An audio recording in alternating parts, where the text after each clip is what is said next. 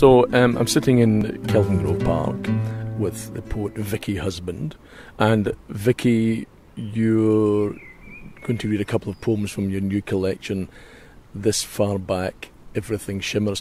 And could you tell me a little bit about the genesis of this book? It's a first collection of poems, so I guess I've been working on them for 6 or 7 years. They've come together from various sources. There are themes that run through them.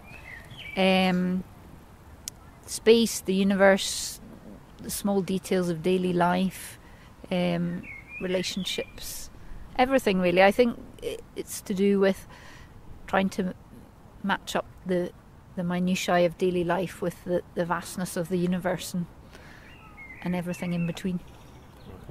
Now, I know that you also work as an occupational therapist, and does that work have any kind of influence on your writing? I guess it must do in some way. Everything I think that you do and experience will inevitably get in there.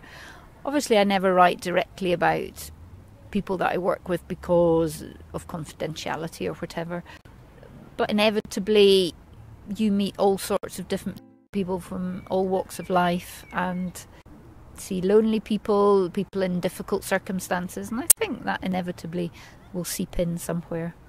Okay. Now, what's the first poem you're going to read for us? I'm going to read A Long-Held View, which is about watching a high-rise building being demolished, which is something you might see quite regularly in Glasgow at the moment. A long-held view. At the last moment it hesitates, or rather we do, to brace a small part of ourselves which still believes in certainty, suspend a long-held view of skylines that dates back to the longevity of hills. Anticipating foundations being rocked, we rush to shock-absorb the soul. And when the raising starts, it's thankfully slow, as if to let us down gently. First, air warm as eggs casts its heat. Rooms release their light. The shell creaks a little before sky rivers in. A cloud of dust mushrooms up like proving dough. Concrete gives a grunt, then the whole falters, apologetic almost, before sauntering apart.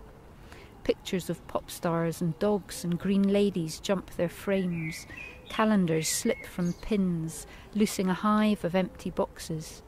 Ceiling roses impress into laminate boards, weighted by 20 floors, flat-packing themselves, walls defenestrating, doors slammed thin, and a rain of nails prized free from soft beds makes sweet timpani with concrete slabs, and all the iron knitting unravels like stories, like stories, like stories. Thank you very much. Where do you write? I tend to make notes regularly wherever I am, but I write at home at a desk with books around me because that's, I suppose, easiest. Right. Okay, and what's your second poem? My second poem is a short one which I think is self-explanatory. It's called On Being Observed. When I woke up, she asked me what I'd been smiling at as I slept. Was it Dachshund, she said. No, I replied, I'm pretty sure it was a dream about organisational change at work. The treads of the steps to our office grew narrower and we all had to wear smaller shoes. But the smiling, she asked. Oh, I was probably just being polite. Thank you very much.